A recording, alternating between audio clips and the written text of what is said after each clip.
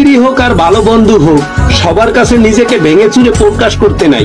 বিশ্বাস করেন আর না করেন ফরাজি লিটন এতিমের কথা, আপনার বিষয় যে যত জানবে তত বেশি আঘাত করার সুযোগ পেয়ে যাবে। আমি কোন ক্যাটাগরির কাউকে কখনো জাজ করতে দিতে চাই না। পৃথিবীতে জন্ম নেওয়ার 9 মাস আগে খবর জানতে পারা যায়, কিন্তু যাওয়ার 9 সেকেন্ড আগেও খবর জানতে পারা যায় না।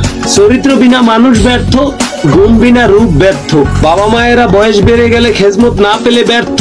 সন্তানের টাকা সঠিক কাজে ব্যবহার না হলে অর্থই ব্যর্থ। পরের কাজে উপকার করতে না পারলে জীবনটাই ব্যর্থ। আল রুজি ইনকাম বাবা মাকে না খাওয়াতে পারলে তাদের জীবনটাও ব্যর্থ। হাজারো মেয়েকে ফিরিয়ে দিলাম তোমায় পাওয়ার আশায়, আর তুমি কিনা মগ্ন হলে অন্যের ভালোবাসায়।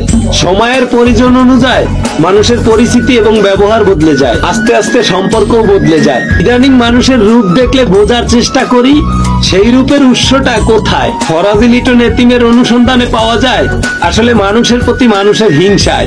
রূপ দিয়া কিছু করতে পারবেন না।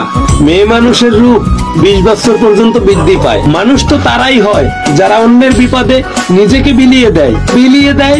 সে ভালো করে জানে তার এতে ক্ষতি হয়, সৃষ্টিকর্তা তাকে রহমত বরকত বাড়িয়ে দেয়।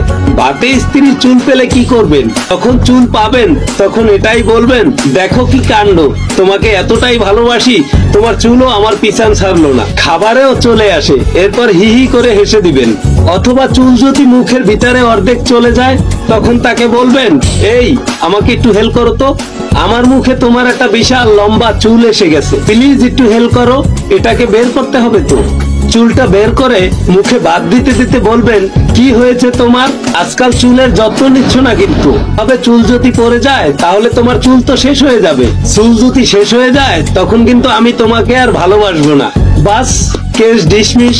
একদিকে স্বামীর প্রতি স্ত্রীর ভালোবাসা অটল এবং আরো বৃদ্ধি পেল, অন্যদিকে স্ত্রী মনে মনে লজ্জিত হয়ে শাসনও পেল। এখানে রাগ করা, উত্তপ্ত বাক্য ছোড়ার কোনো প্রয়োজন নেই। স্ত্রীর চুল তো আর কারণ নয়, আপনারই মানুষের। আমরা অনেক সময় দেখি ভাতের ভিতরে একটা চুল পেলে অনেক পুরুষ খায় না, উত্তপ্ত ব্যবহার করে, কিন্তু একটা সময় দেখা যায় গভীর রাত্রে চুলের ভিতরেই সে সাঁতার কাটতে যায়।